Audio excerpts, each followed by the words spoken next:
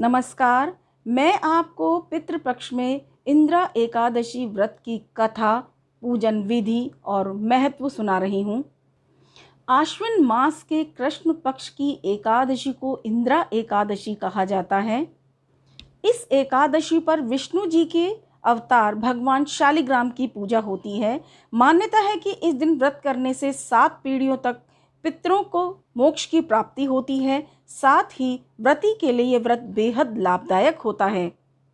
इस एकादशी का व्रत करने वाले मनुष्य की 7 पीढ़ियों तक के पितरों को मोक्ष की प्राप्ति होती है।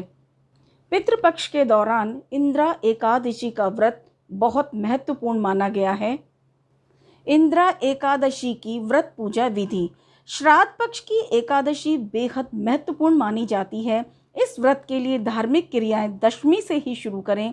इस दिन से घर में पूजा पाठ करें। दोपहर में नदी में तर्पण की विधि करें।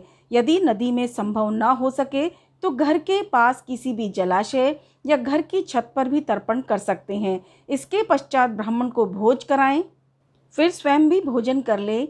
दशमी के दिन सूर्यास्त के बाद कुछ नहीं खाना है। एकादशी के दिन सुबह उठकर व्रत का संकल्प लें। स्नान करने के बाद श्राद्ध विधि करें एवं ब्राह्मणों को भोजन कराएं। इसके बाद गाय, कौवे और कुत्ते को भी भोजन कराएं। व्रत के अगले दिन द्वादशी को भी पूजन के बाद ब्राह्मण को भोजन कराएं, दान दक्षिणा दें। इसके बाद परिवार के साथ मिलकर भोजन ग्रहण करें। कथा इस प्रकार है। पौराणिक कथा के अनुसार सतयुग में महिष्मति नाम के नगर में इंद्रसेन नाम के एक राजा थे। उनके माता पिता का स्वर्गवास हो चुका था। एक रात उन्हें स्वप्न आया जिसमें उन्होंने देखा कि उनके माता पिता नरक में रहकर अपार कष्ट भोग रहे हैं। इस स्वप्न से राजा बहुत चिंतित हो उठे।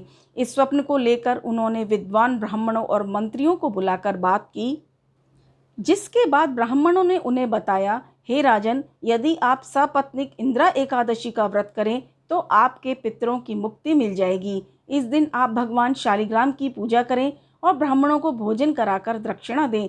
इसके बाद आपके माता पिता स्वर्ग चले जाएंगे।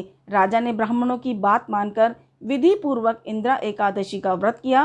रात्रि में जब वे सो रहे थे तभी भगवान ने उन्हें दर्शन देकर कहा, हे राजन, तुम्हारे व्रत के प्रभाव से तुम्हारे पितरों को मोक्ष की प्राप्ति हो गई है।